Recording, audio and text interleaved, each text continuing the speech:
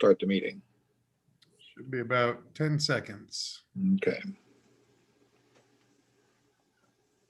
We still have the two of you, Tom.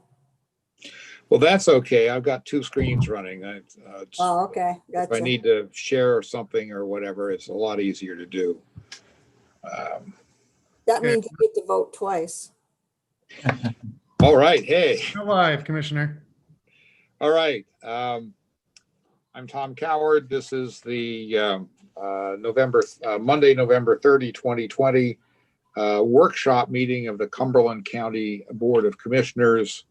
We are here to discuss a couple of items. One is on 2021 budget discussion, and then the second issue is discussion of county insurances. And anyone from the public who is watching us now, the live version of this, you can email comments or questions to us at kennedy@cumberlandcounty.org, either prior to or during the meeting, and we'll check in from time to time with Mr. Kennedy and see if there are any comments, and we'll see what we can do to address those. So that's enough for me. I think Jim Gailey, I'll turn it over to you. Great, thank you, Tom. The reason we wanted to get a workshop together this evening is December 1st is tomorrow, and 14 days from now, we'll be heading into a commissioners meeting where you historically work through the budget, and in the past, all went well, and you approved the budget that evening. So we're kind of just needing to have a check-in with the commissioners. This could be a 5-minute ordeal, or this could be a half-hour plus, to you. But I just wanted to make sure the commissioners are all on the same page. At the last meeting we had, we kind of threw some different ways of thinking at you all in terms of using 2020 year-end surplus to supplant some projects and the creation of a stabilization account for 2021.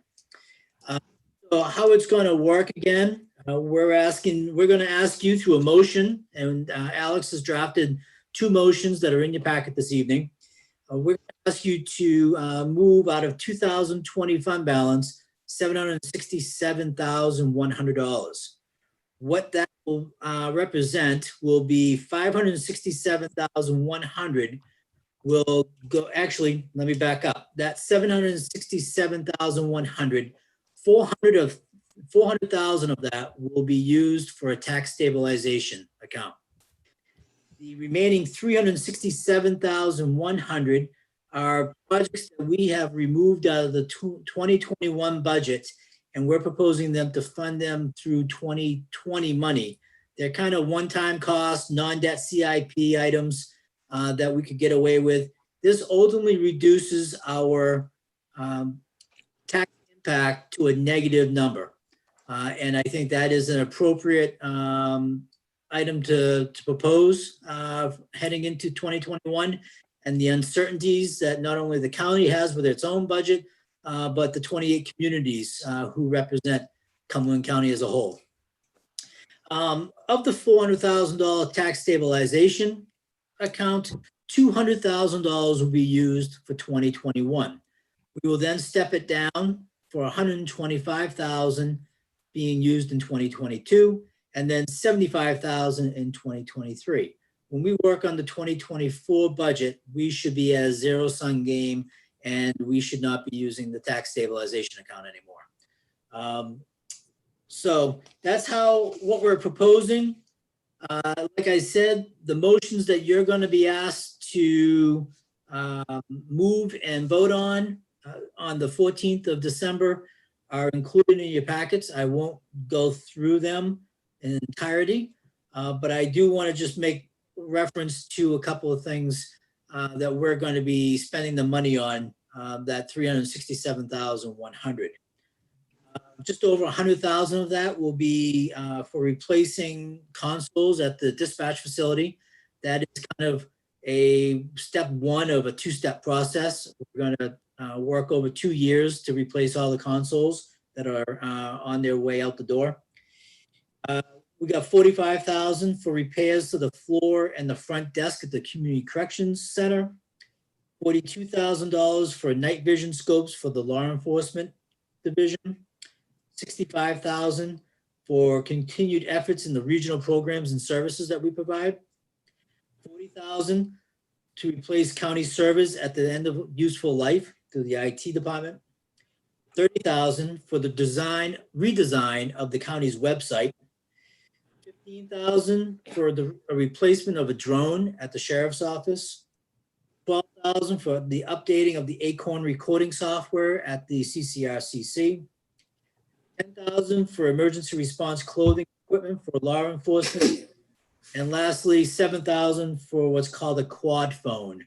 This is a phone that is a heavy duty phone that the sheriff's office can throw into a house or building. If there's a standoff and someone's barricaded themselves inside, they can throw this phone and communicate better with the individual. So that's what the $367,100 adds up to.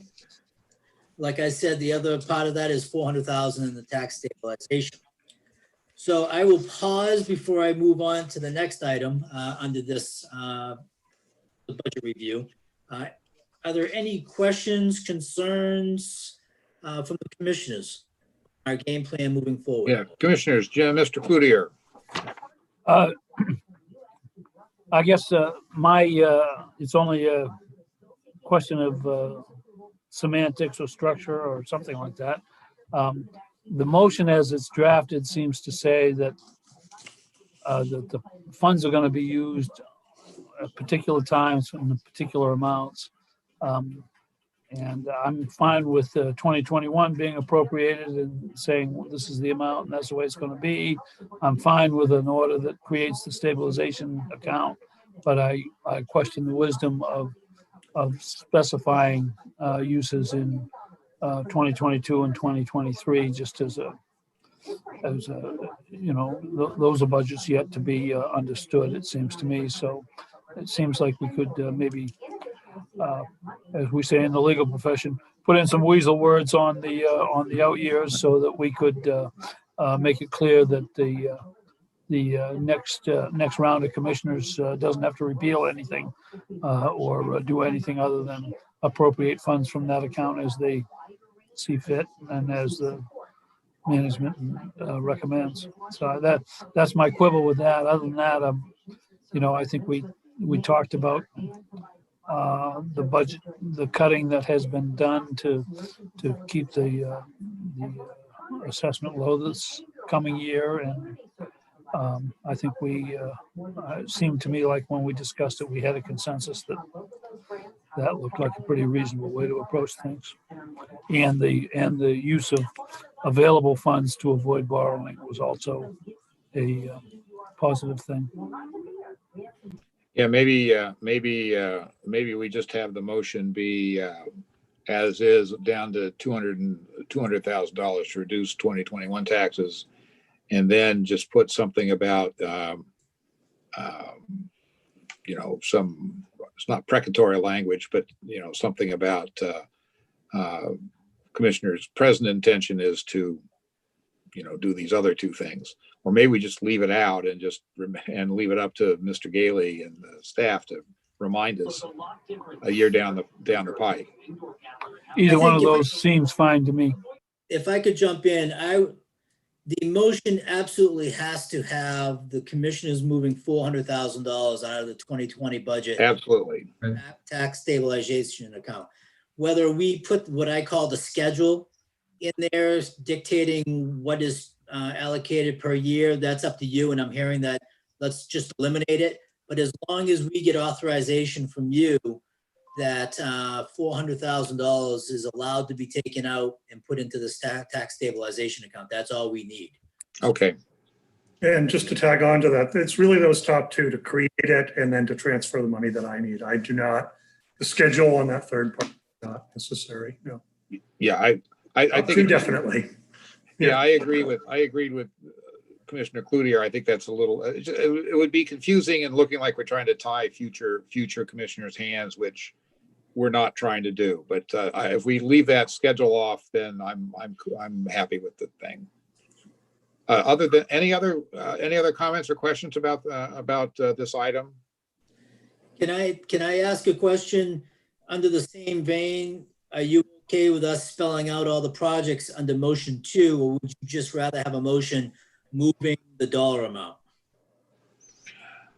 I Are think, those going to be spent immediately? I mean, in this year, or are they going to be spent some other time?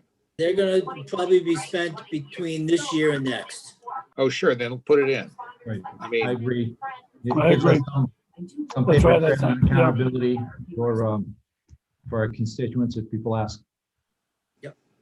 These are all items that would have been in the 2021 budget if we weren't doing this.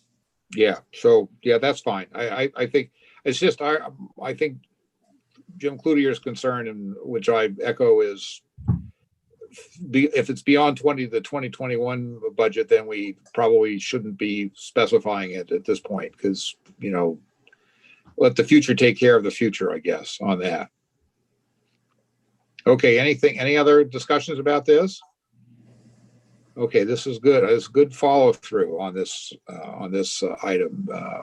I'm happy to see this implemented. I think the municipalities, they don't like sending some of their money to us, but if we can point to something that says we're trying to, be extremely careful with this, and oh, by the way, our budget went down a little bit this year because of that, I think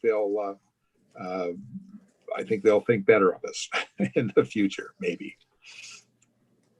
Okay, is that it for this item? The only other item that's budget impact is the following pages after the motions. Okay, The last time we talked a little bit about the Humane Extension Service. And the commissioners asked staff at that time to do some research on what state statute reads and how does state statute marry up the counties and the county extension services.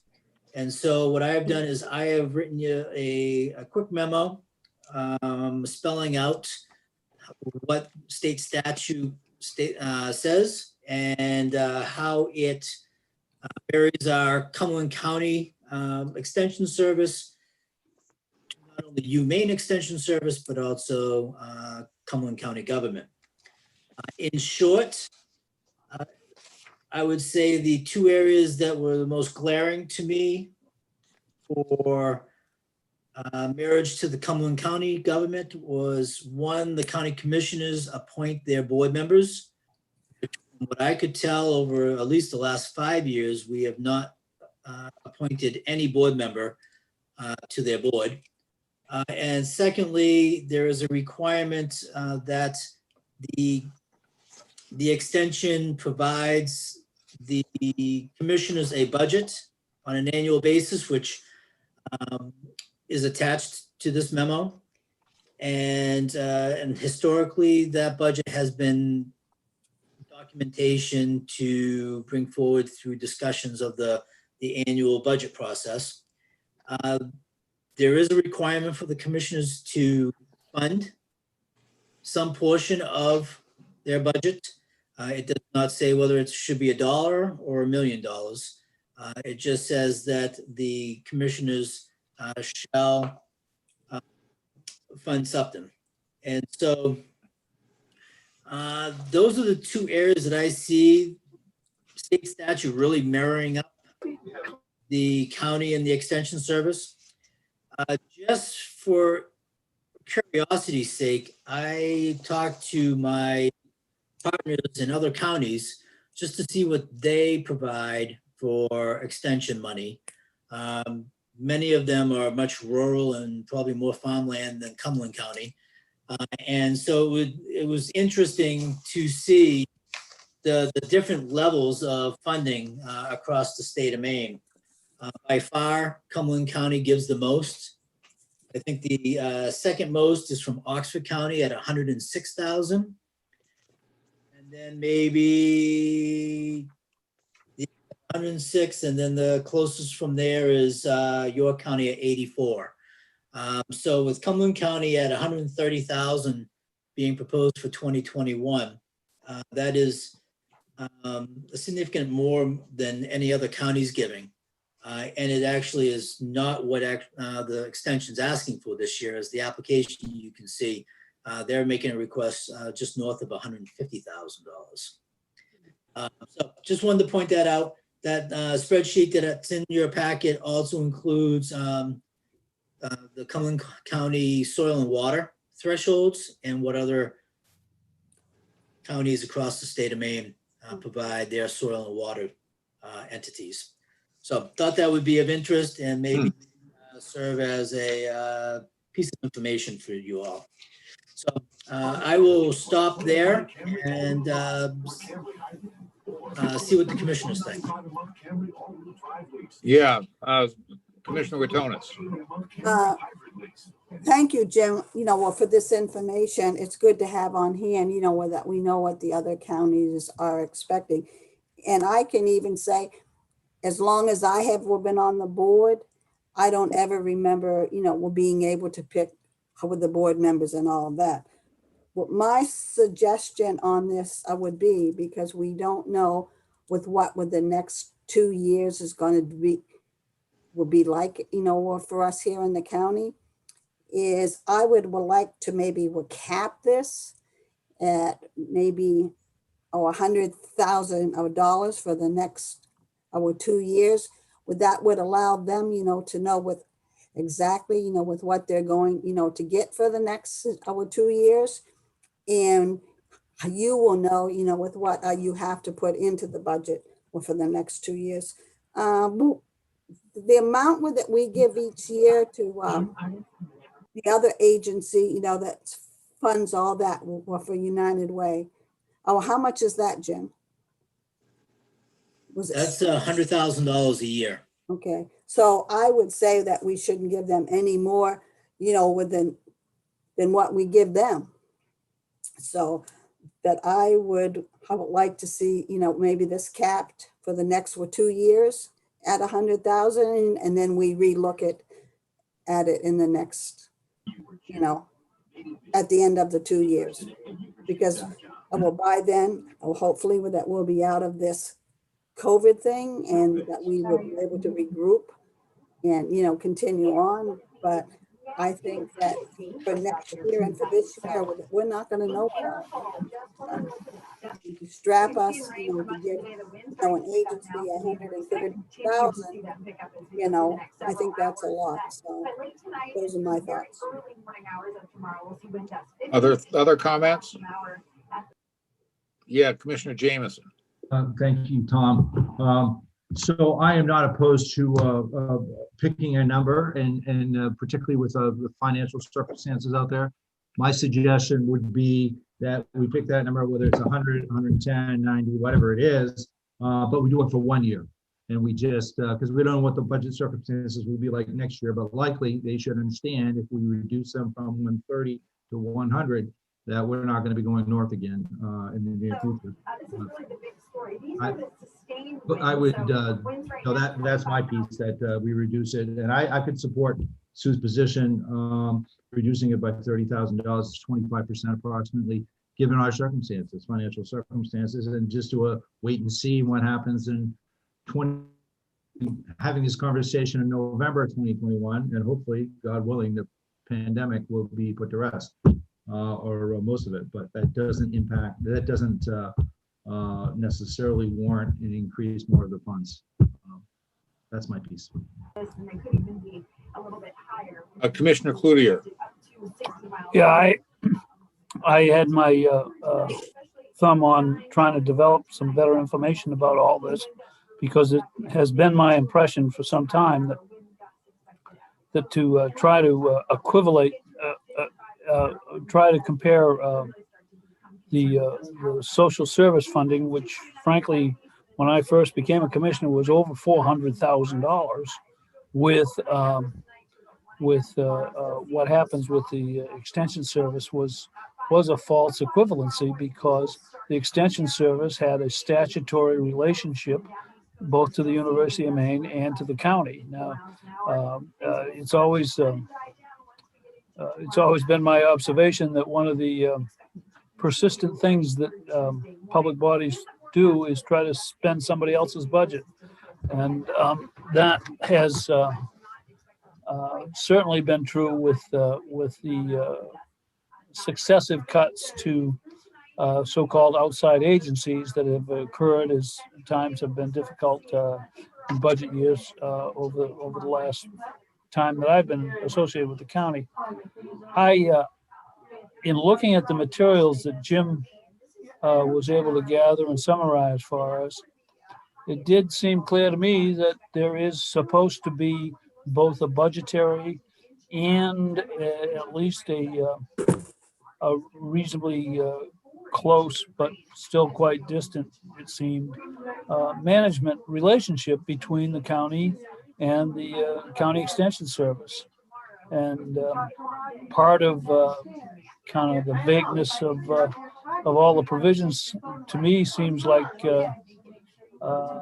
likely arising from the fact that they're very old relationships. The County Extension Service has been around forever, and so have the counties as a principal source of government operations in a lot of places in Maine. So, I'm not too sure I favor a cap where the only operation that ever gets capped is the County Extension Service, where we have a responsibility. But that's a debate item to go through with when the budget comes forward. I'm not claiming to be dissatisfied with the proposal that has been made by the county manager, and I don't really think I know what's going to happen to budgets next year. I never would have predicted that we would be in the kind of condition that we're in right now, where we're essentially moving $750,000 off of our existing budget into future expenses to kind of soften the impact of what's coming. We can discuss that when we vote on the budget. I think the $130,000 figure is all right. It's not, but I do think that the materials we've received justify and maybe guide us to try to pay some more attention to what the nature of the relationship needs to be. And that's not something that we're going to solve in a quick 5-minute chat.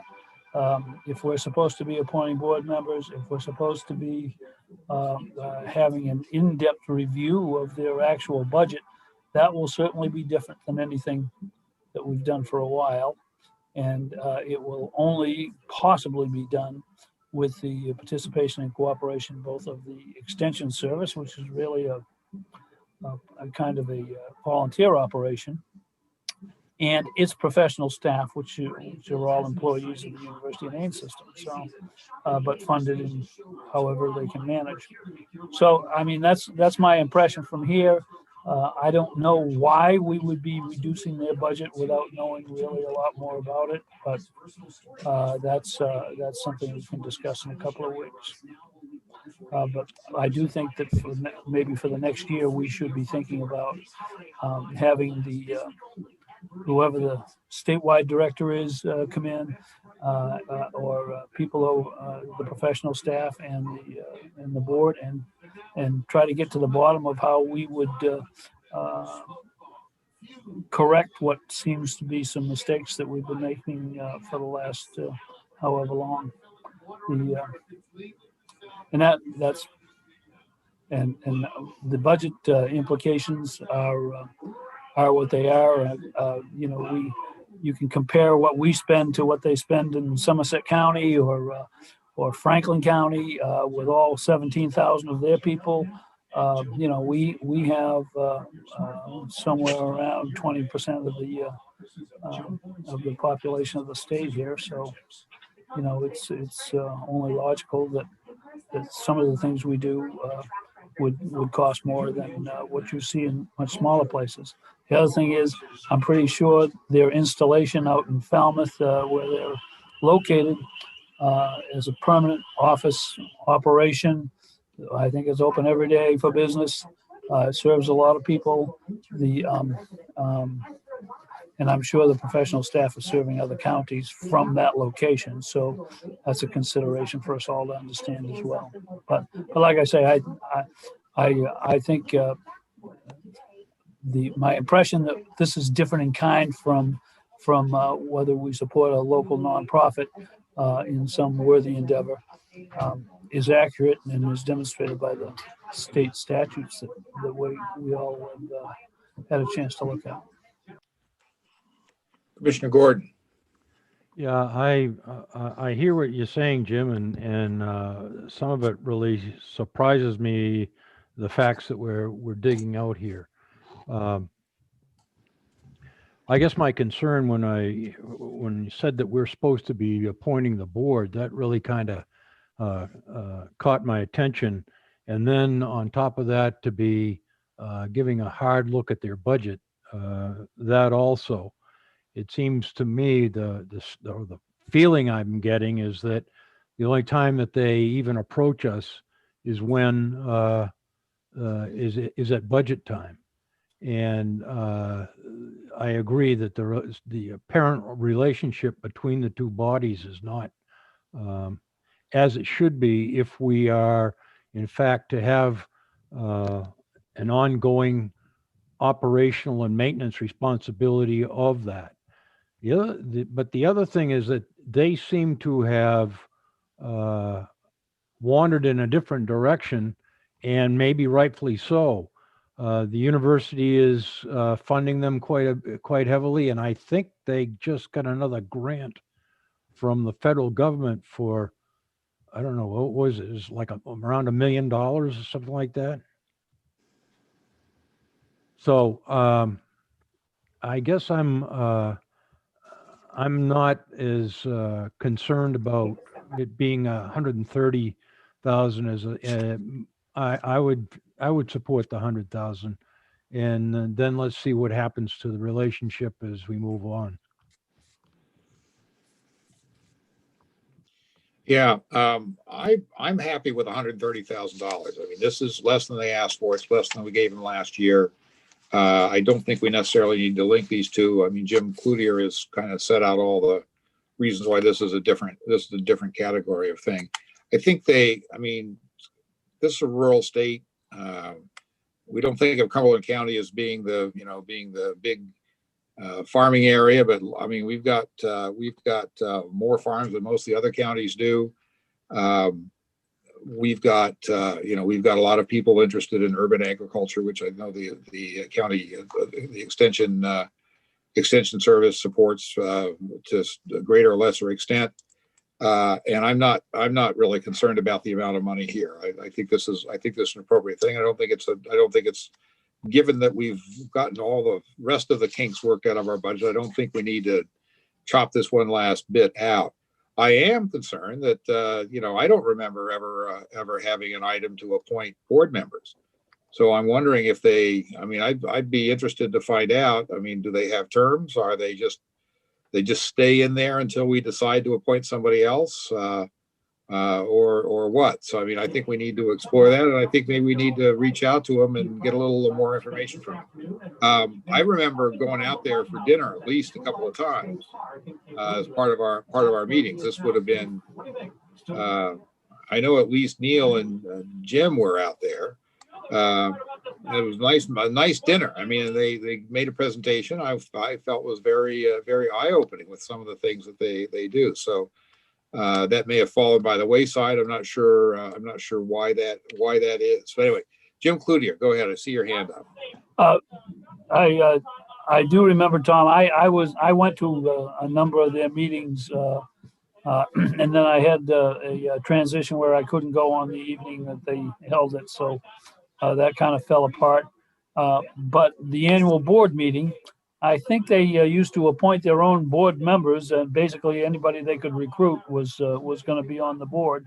It's a board of volunteers, and I think one of the reasons the relationship suffered was that there was their budget is in the university budget kind of. And so I have to admit, I don't really understand how it all gets put together, but I know most of the staff is funded through the university, and they used to be over on the university campus.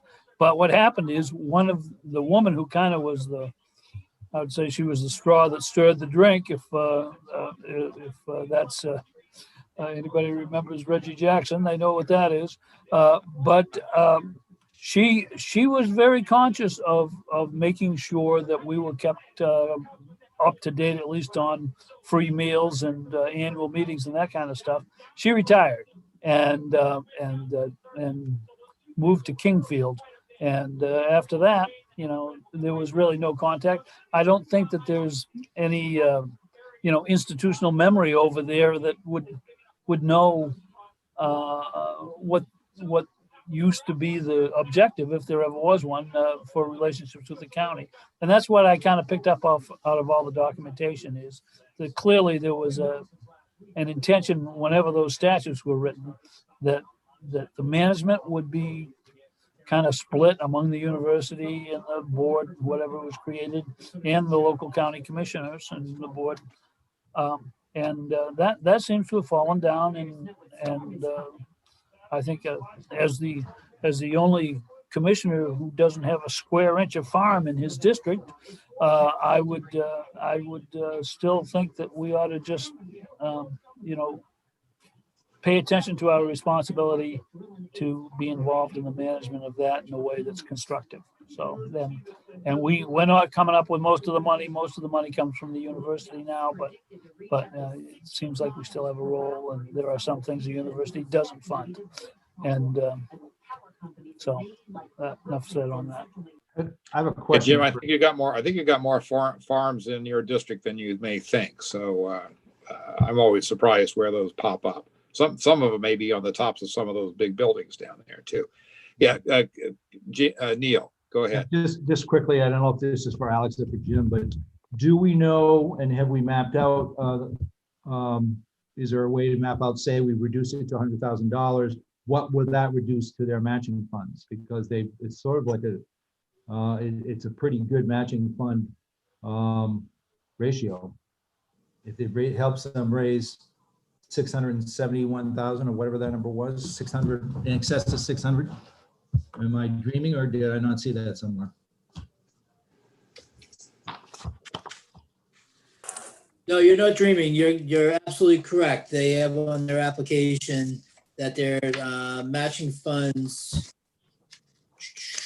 go to $617,000. And so you're correct. So if we take 30 grand from that, is that gonna cause them to lose 75 more?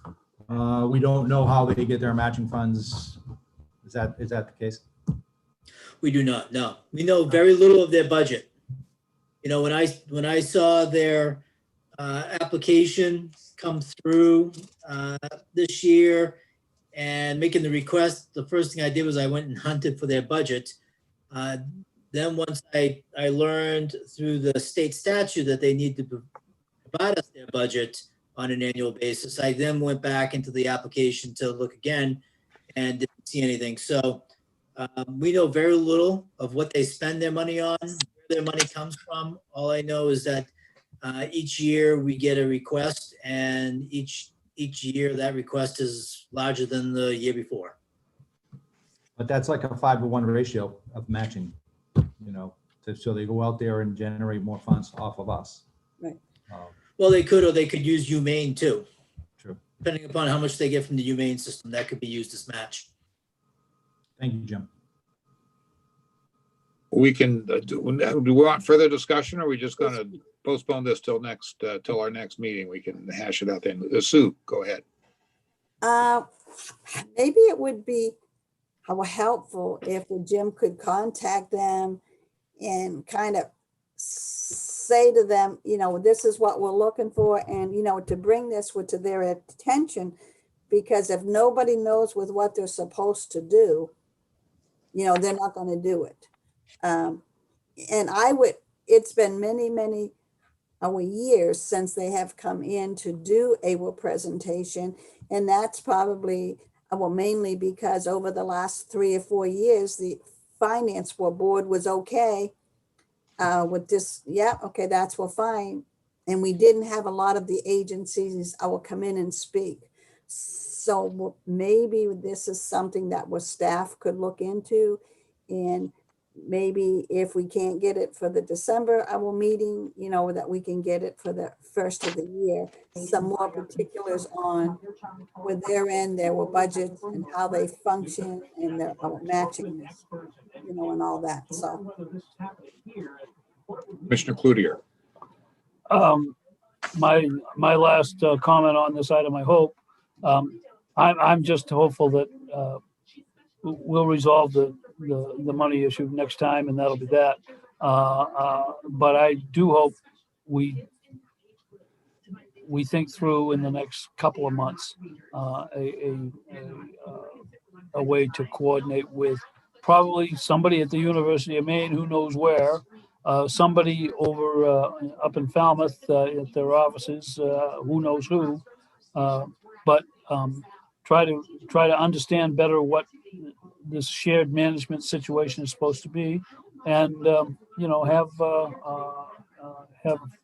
our people in management paying attention to the factors that they think are important in the operation of their program, and that probably includes a more stringent budget evaluation that not just looks at it and says, here's your number, but looks at the process and says, this is what we think is good, and this is what we think might need improvement or might need to be discarded, that kind of thing.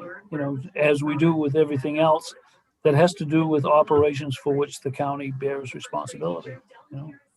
So that's all and I don't envision that happening in 2 weeks. I think that's a process over the next fiscal year, maybe. Okay, Jim Gailey, do you need further direction from us, or do you have an idea of what you need to do? Well, preferably, the reason why we brought this forward on a workshop was to seek guidance from the committee, whether they wanted to hold pat at $130,000 or whether there was a further reduction that the commissioners wanted. Because really, we need to know going into the preparation of the documents for you for the 14th. And I don't think we should haggle this out, whether it should be 100,000 or 130,000 on the night that we're supposed to be approving a budget. And so I would prefer the commissioners come to some agreement this evening on the direction for the staff to take in the preparation of the budget materials around this item. Yeah, Sue. that I can't will support the 130,000. So I would stick with 100,000. Those are my thoughts. Yeah, Commissioner Jameson. Why not split the baby in the bathwater and do 115? So they feel a little bit of the hit, but it's not as severe. It's not 25%, it's 15. That's Yeah, Yeah, I could go with that. Yeah, could go with that. Commissioner Gordon, your thoughts? Yeah. I guess the questions that have been raised make me scratch my head. Let me ask a budget question.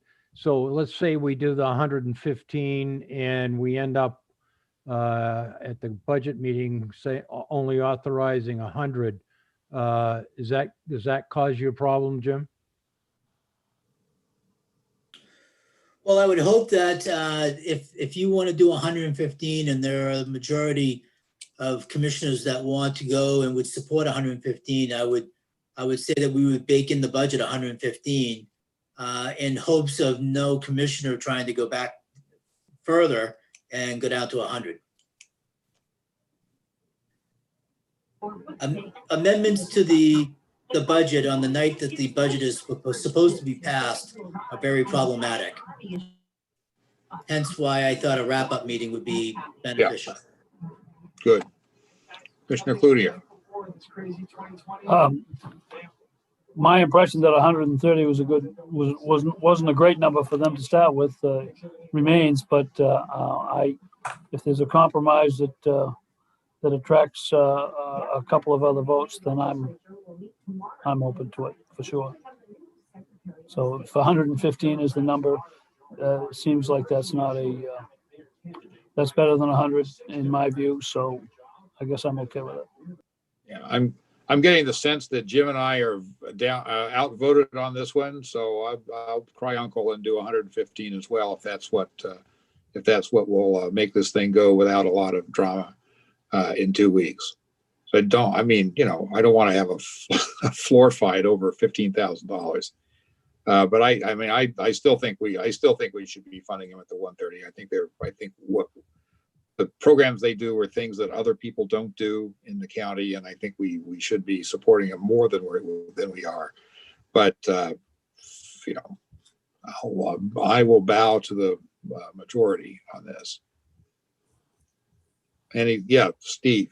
Yeah, I agree with your position, Tom, about, they do a number of things. That's why I was looking for a little more room to have more information, but darn it, this is really up to them to come and sell their program. Sure. And we're trying to sell something that we know absolutely nothing about. I do know that they've got a devil of a good 4-H program out here. And there are more kids at the high school and junior high level participating than I ever would have guessed. So it's things like that are very worthwhile. But they're not doing it. So maybe another year, things can change. Well, why don't we put them in at 115, and in the meantime or afterwards, reach out to them through staff and say, look, we really need to figure this out. Also figure out this thing about appointing the board members. I don't think that they're like appointing themselves and then putting the money in their pockets or anything. And I'm sure it's perfectly well run, but if that's what the statute says we ought to be doing it, and not letting them be a self-perpetuating body. This is, we're not in a problem situation as far as I know now, but this is kind of what we had with the trustees at the Civic Center, is that they were kind of insulated from our oversight, because we just kept appointing them, and they were kind of we couldn't do anything about it. I'm not expecting that we're going to want or be able to do anything about the Extension Service, because they're mostly a creature of the state. But I think we ought to at least get in there and do our thing. So we can work on that in the coming year. I don't think we need to make this a precondition to have in our budget approval, if everybody's on board with that. Yeah, Sue. The other thing is that I think it would fall back onto us that we need to be more involved. And with Jim, if that means, that you can't go to a meeting, maybe somebody else could, I will step in for you. I don't know what night whether they meet or how often that they meet, but maybe you could have like a backup if you can't attend, then somebody else, because if we really want to get a handle on this, I think that we need to be in attendance of the meetings. So. Okay. Are we okay on this now? Yep, I am. Okay. Jim, Gailey, anything further on this one from you? No, it sounds like that is solved, and everyone matter is okay with the remaining of the budget for 2021. So we will begin to move forward and prepare the necessary documents for the commissioners so that you can act on the number of motions that we will throw at you. And that means we have an extra $15,000 we can spend on the two commissioners who need a party this January. I'm all for that. Yeah, sure. Well, Sure. I do have one around that same vein of saving money. One thing that the commissioners will not have this year is a motion to waive or exceed the LD number. which is Oh, always really? been part of the motions largely because we have the jail and it's pretty much a fixed 3% or 4% increase, which goes us over. But this year, because of the decrease in the general fund and the cross insurance arena, there will be no need of exceeding the LD1 number and having that special vote. So one bright spot to look forward to. Oh, okay, cool. 10 seconds shorter meeting, so. Right. Okay. All right, next item is, let's dig into the wonderful and thrilling world of insurance.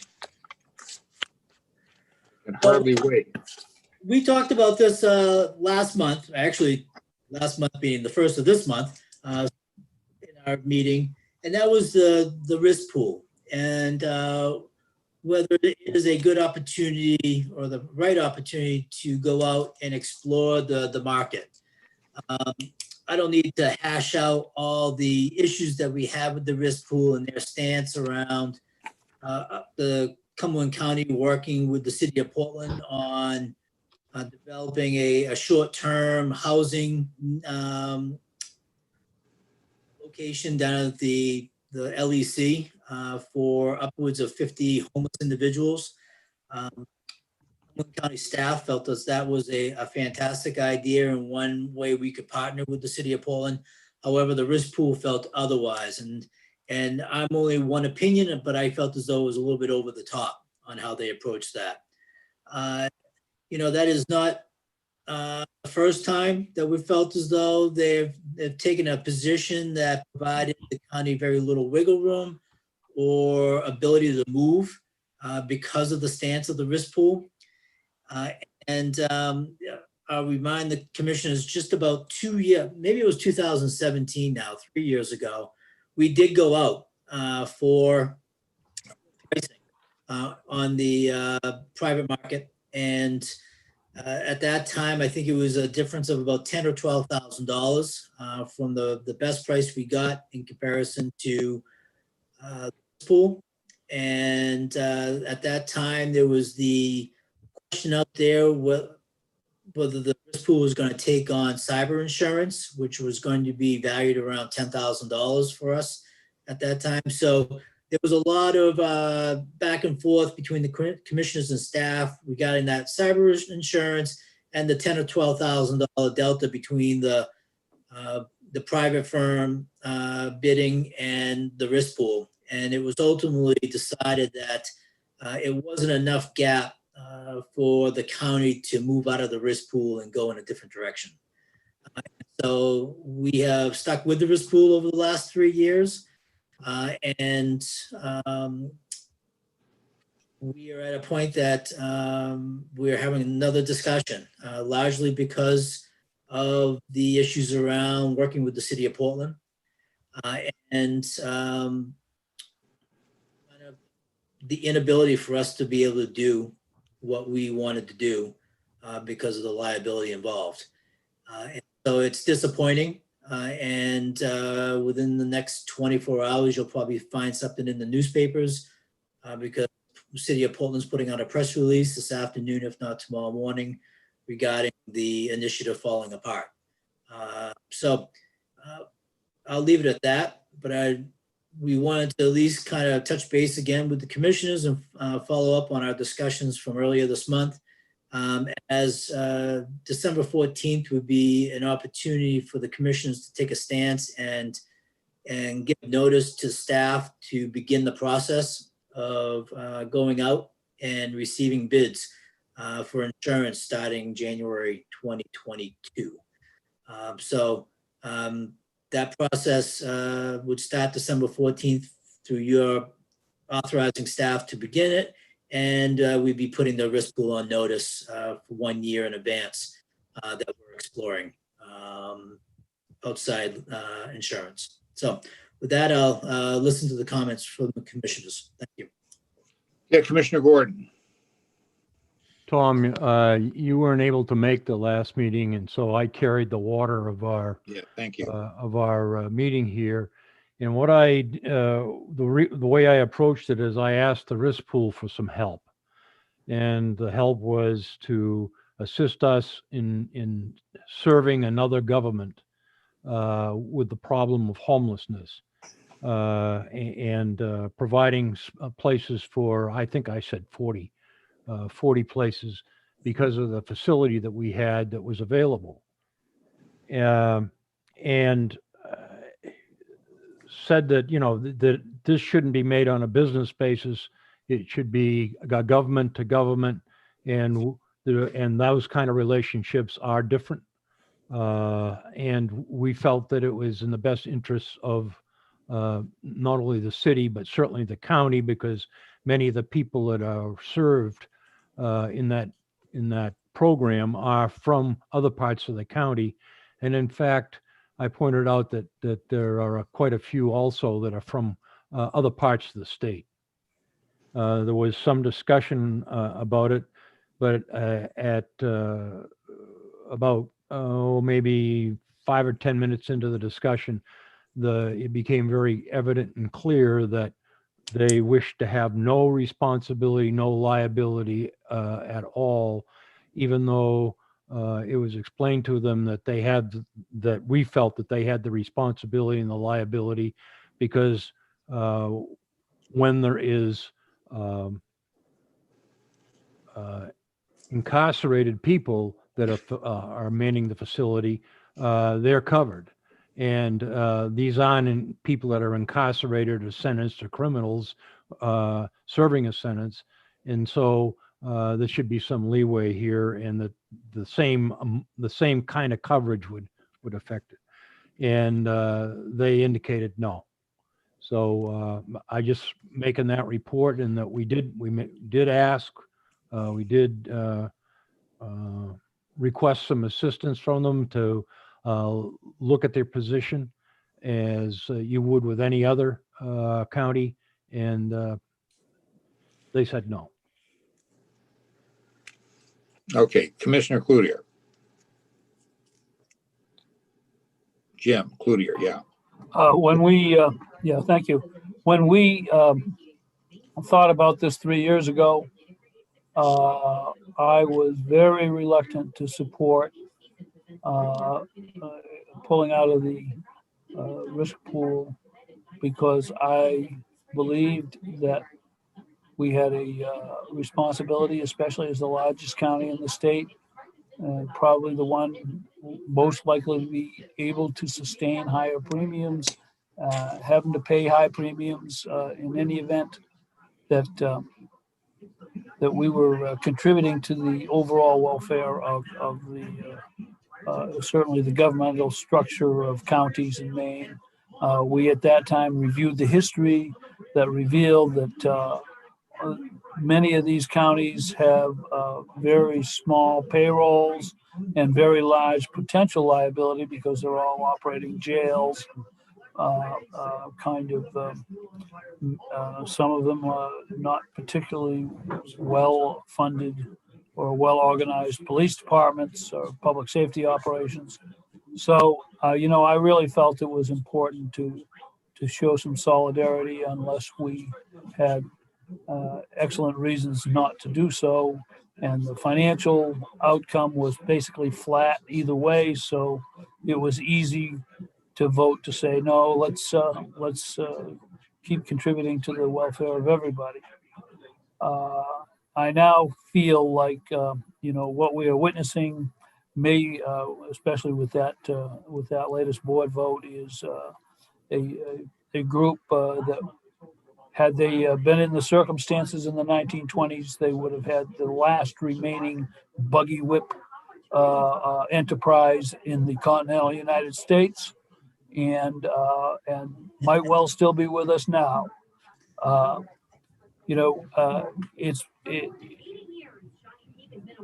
It is always kind of a schizophrenic or a schizoid kind of issue for us, and we're not the only one, but we're one of the few, and we're probably the one that experiences it the most.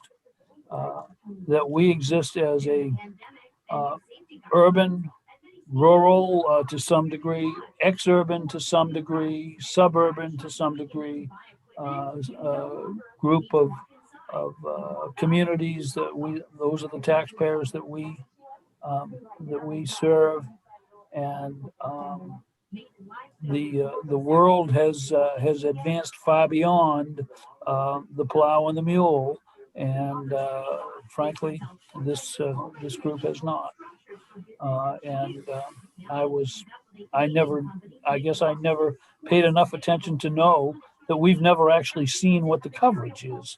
That we just assume that there's coverage for some stuff, and we have an impresario somewhere near Augusta who tells us whether we're allowed to do things or not.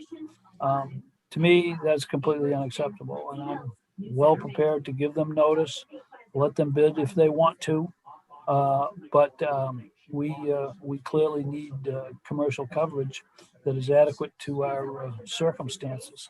You know, we don't just we run a jail, we run a large law enforcement operation.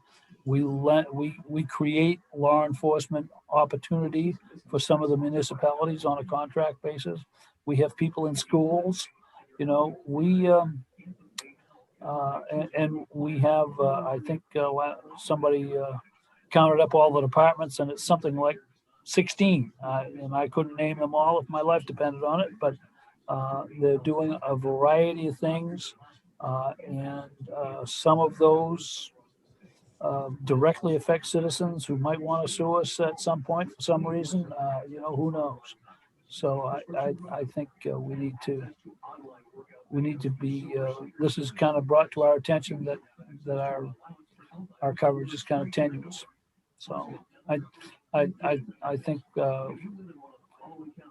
we have to point out to them their mistake, and if they're ever going to consider it a mistake, in language that will be completely recognizable. So my idea of supporting the doings of other places, including all the rural places, is not, I don't think is a wise one given our circumstances and and the opportunity that just got cut. So that's my idea. I would support having the manager give them notice and go through the process to see whether there are usable alternatives out there that we're interested in adopting. Susan, I think you had your hand up. Yeah. Well, let's go on the record that normally Jim and I are not on the same page, you know, a lot of times. But I will have to, with this time, totally agree with Jim. The actions I saw were coming out of the risk pool, you know, like over this, was astonishing. And I cannot believe that we can't actually get a copy of our policy because it's just not going to be released. And I think with the last time that we did this, it came right down to the wire, and he finally did give us a copy. And he was very nervous about it. I think it was at a commissioners, our convention. And he finally, you know, did come through. Well, but I would support, you know, the county manager, you know, giving a notice, you know, to the risk pool. And like Jim said, they're more than welcome, you know, to put in with the bid, and we just go from there. But I think this whole episode, you know, with the homeless, it doesn't make us look good, and, you know, in the eyes of people. And how I think we will be on, you know, with the end of that, you know, people are going to come back and say, see, the county, you know, didn't want to help us, you know, they didn't want to give us, you know, the cross arena, you know, and now this. So I fully will support you, Mr. Cloutier. So if you'd like to put this down in your calendar, you know. Red letter day. It's a red letter day. Yeah, Alex. Just for the sake of accuracy, what occurred when I looked at that document was Malcolm agreed to release it to Pat Dunn, to enable Pat Dunn to have me go down to the conference room at Jensen Bear to view the document with her watching over me. I was not allowed to make copies. Technically, I wasn't even supposed to be taking notes on it. And then after looking through the document, I was to close it up and walk away, having taken no record of what it was I saw. in every other iteration of my career, the giant binder that I get from our insurer every year that spells out exactly what we're covered for is an extremely important document that usually occupies the spot right next to my computer. So that extraordinary disconnect to me to this day remains something that every time I even say it, I'm a little astonished that that's actually the way they do things. So yeah, that's quite a thing. Yeah, Commissioner Jameson. Thank you, Tom. For all the reasons stated by Jim and Susan, I concur 100%. I think it's our responsibility to the citizens of Cumberland County to get the most competitive rate out there. And it's prudent business, it's prudent government. And if we did not do that, particularly this time in this type of economic climate, I think we would be shirking our responsibilities. Yeah, business competition in the fair market is a good thing, and we'll see where it goes. Yeah. I'm still a little torn about this. On the one hand, I mean, I hear what you say, and I'm very disappointed in the way this shook down in this particular situation. Historically, I mean, the risk pool has done a couple of things for us really, really well. One is they've had essentially stable rates for decades. I mean, it doesn't go up, it doesn't go down. I mean, it goes up. I mean, it goes up and down based on countywide or statewide experience, and not because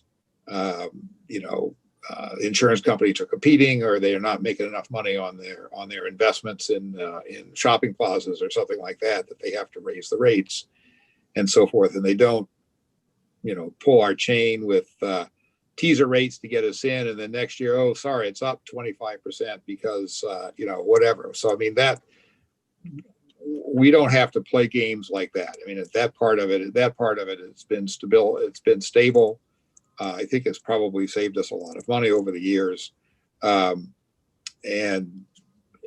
honestly, I mean, I know it's frustrating about not being able to look at that document. I think the reason for that is they just don't want, plaintiffs' attorneys to get a hold of it, because then they'll know they'll know the negotiating strategy that's going to come up. But having said that, I mean, I also agree with Commissioner Cloutier's comment. I mean, I think we, as the largest county and the central, the financial hub and so forth. I mean, I've looked at our membership in the Maine County Commissioners Association and the risk pool as being, once again, sort of a stabilizing influence for county government across the state. But this is one where I don't understand why they can't accommodate us on this, and that makes me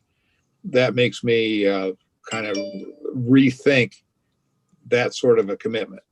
And so maybe it's time. So I mean, if we make the motion is made. I guess the motion is to give them notice that we're looking at alternatives, right? Is that the process? And we could later on look at alternatives and say, a year from now, say, yeah, we'll stay. But I would also, and I think that I don't know. I mean, is that going to be enough to make them rethink their position too? Having dealt with commissioners from rural counties, I kind of think it won't. I mean, we're not, they do not aspire to be Cumberland County. They're happy, as Jim says, with their making their buggy whips, and it would be, for some of them, for their procedures and what they do and what their populations are like, it would be an advance for them to come to the 20th century, let alone the 21st. And I'm not trying to denigrate that, but they're in a different lane than we are. So yeah, I would vote. I would certainly vote in favor of giving them the notice that we're looking, and then we'll figure out what we're going to do. And I say that as somebody who's been on that board for years and years, and off and on for a number of years, and I've participated in that. The other little piece about this, just to say on the plus side for something like the risk pool, is the risk pool collectively, counties collectively make their litigation and settlement decisions. I mean, you sit around the table and we figure it out. So we lose all that. We lose a lot of control. We lose a lot of control going to commercial insurance, because at that point, depending upon the terms of the insurance, they don't even have to talk to us about what the settlement's going to be. And here it's county representatives who are at the table where we're crafting, what our settlement strategy is going to be. And there's, those are always very interesting conversations. But still, let's give them the notice and we'll see what happens. I'm not going to take that. I'm not going to tie us to something that doesn't fit our needs at all, just for the sake of, inter-county relations or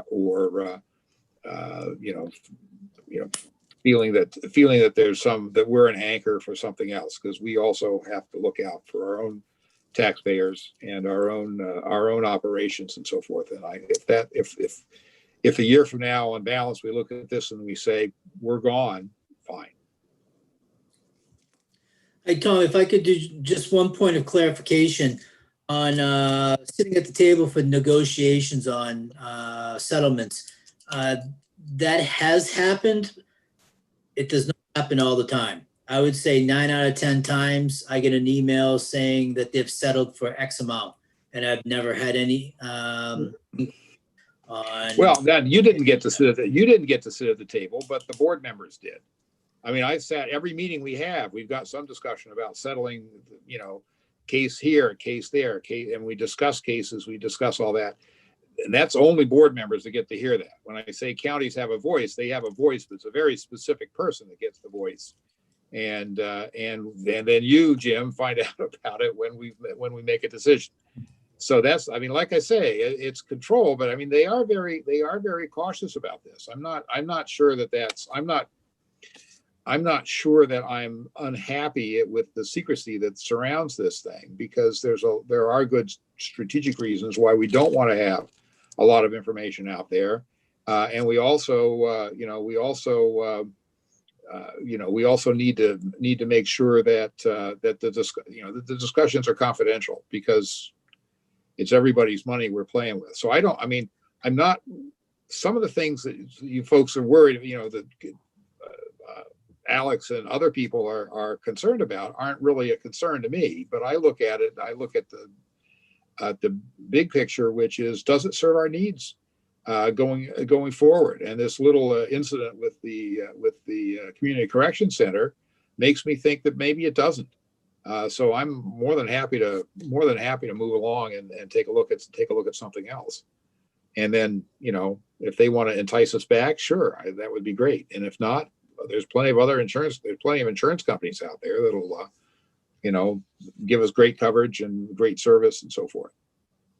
And maybe, probably not as much transparency as the risk pool has, but that's, we buy a contract and can sit on Alex's desk. And I do that too. I've got clients where I do insurance defense screening things, and you pull out the contract to read it, and the answer is usually there in black and white, what is and is not covered, and how much the coverage is, and what you need to do. It's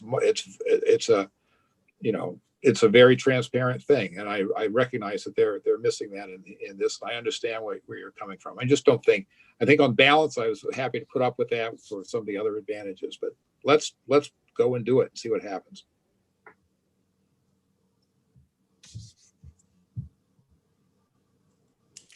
What's next? Anything further? No, that sums it up. Thank you all for weighing. Before we log off, I want Travis to tell me whether we have any. I want him to read all the email we've gotten in the last hour. Can he hear us? He may Travis. be chasing kids around the house. He was a solo parent tonight, so Okay, well, you don't see his face. I'm going to, oh, here he is. Back. Hey, Travis, any emails? There have been no comments. No, I've No been watching. comments. Okay, I figured, but didn't want to presuppose maybe we had, 10 times more than we've ever had before, and we missed the opportunity to hear them. So No that comments. would still be zero, right? So 10 times 0 is 0. But okay, go ahead. So thank you very much. I'm going to adjourn the meeting under my own baton. Those who are in favor may go, and those who are opposed